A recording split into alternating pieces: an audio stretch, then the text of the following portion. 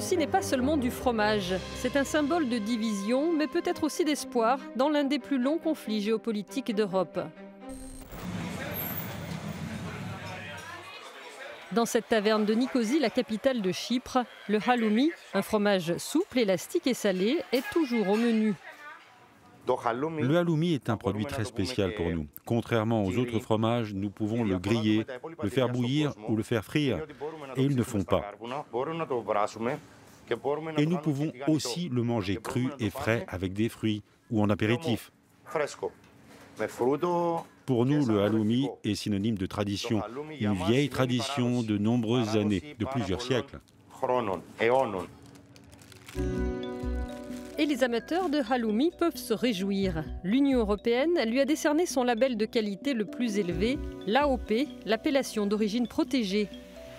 À partir d'octobre, date à laquelle ce statut sera appliqué, seul le fromage fabriqué sur l'île pourra être commercialisé à l'étranger sous cette appellation. Principal exportateur de la République de Chypre au sud, ce secteur d'activité fournit déjà quelques 20 000 emplois. Les perspectives du marché semblent désormais encore plus prometteuses. Cette usine produit chaque année 10 000 tonnes de halloumi. C'est l'une des plus importantes de Chypre. Le label assure une protection absolue dans la zone géographique pour laquelle l'AOP s'applique. Dans notre cas, il s'agit de l'Union européenne. En soi, cela nous donne les moyens d'augmenter encore les exportations de halloumi vers les États membres de l'Union européenne, mais aussi de nous développer davantage dans le monde.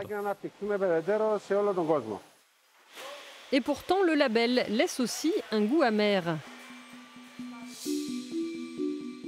Divisée depuis l'occupation turque en 1974, l'île a en effet reçu une double AOP. Elle comprend à la fois le halloumi et le helim, nom sous lequel est connu le fromage dans la République turque autoproclamée de Chypre du Nord, un territoire qui n'est pas reconnu par la communauté internationale. L'Union européenne s'est ainsi efforcée de rapprocher les deux communautés. Mais cette diplomatie du fromage n'est pas du goût de tous. Certains producteurs chypriotes grecs craignent une concurrence déloyale de la partie chypriote turque, où les matières premières et la main-d'œuvre sont moins chères. Néanmoins, la République de Chypre s'en tient à ce double label. Le marché a un grand potentiel et nous pensons qu'il sera capable d'absorber le halloumi fabriqué à la fois par les chypriotes grecs et les chypriotes turcs. Il est clair qu'il va y avoir une période de transition et nous verrons comment les choses se passent. Notre ministère surveillera cette transition et si nos producteurs ont besoin de soutien, nous interviendrons bien sûr.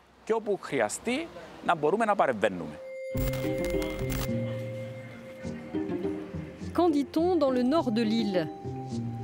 Avec ou sans label, les producteurs chypriotes turcs ne peuvent toujours pas exporter directement vers les marchés de l'Union européenne. Des négociations complexes sont en cours. Ici, les producteurs de helim accusent la République de Chypre de laisser la situation s'enliser. Cette usine fabrique une vingtaine de produits laitiers, du lait, de la crème, du beurre, de la glace et environ 6,5 tonnes de helim par jour, principalement exportés vers la Turquie et les pays du Golfe.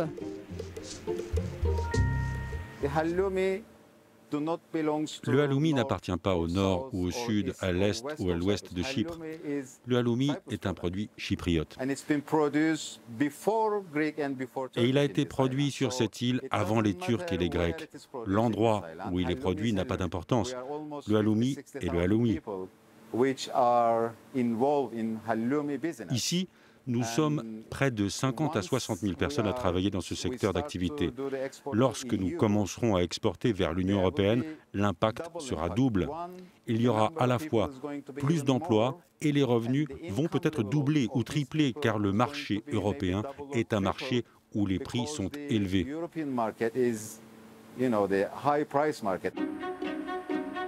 C'est la Chambre de commerce chypriote turque qui mène les discussions actuelles avec les autorités chypriotes grecques et l'Union européenne.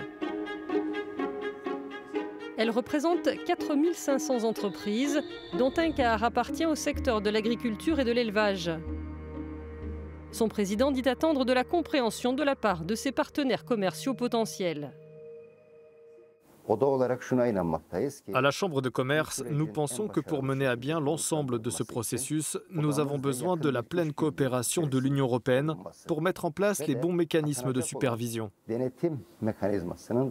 Nous continuons à exiger cette pleine coopération pour résoudre les problèmes des producteurs de Halim et pour les aider à se conformer aux règlements de l'Union européenne et aux normes de sécurité, d'hygiène et de santé des animaux.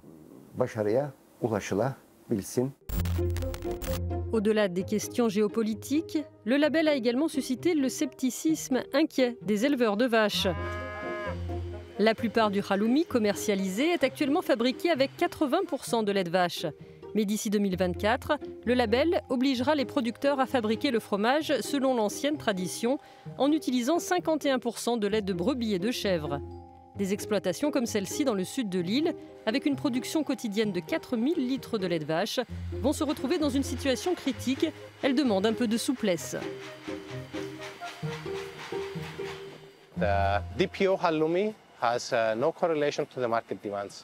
Le halloumi AOP ne correspond pas aux demandes du marché à l'heure actuelle. Les clients achetaient du halloumi en tranches, du halloumi enrobé de piment, du halloumi pour les hamburgers. L'AOP ne peut pas s'appliquer à tous ces produits.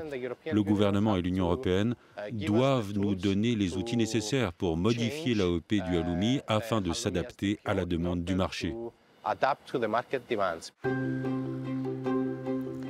Contrairement aux agriculteurs ou aux producteurs, les détaillants voient dans le nouveau label une situation où tout le monde sera gagnant, leur entreprise comme leurs clients, qui seront certains d'acheter un produit de grande qualité. Bien que spécialisée dans les fruits secs, cette épicerie fine de Nicosie n'a pas hésité à inclure différentes variétés de halloumi dans son offre.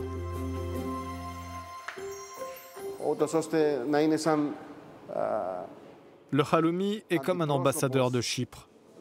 Les touristes en emportent un bout avec eux et ils gardent à jamais le goût de notre île. Le halloumi est l'un des souvenirs les plus forts que les touristes rapportent chez eux.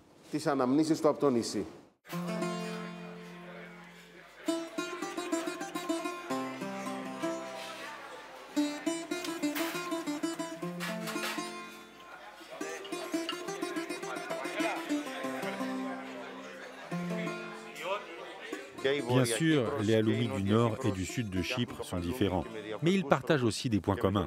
Et les deux communautés peuvent certainement en profiter de la même manière. Si cela peut aider à construire des ponts entre les deux communautés, c'est une bonne nouvelle.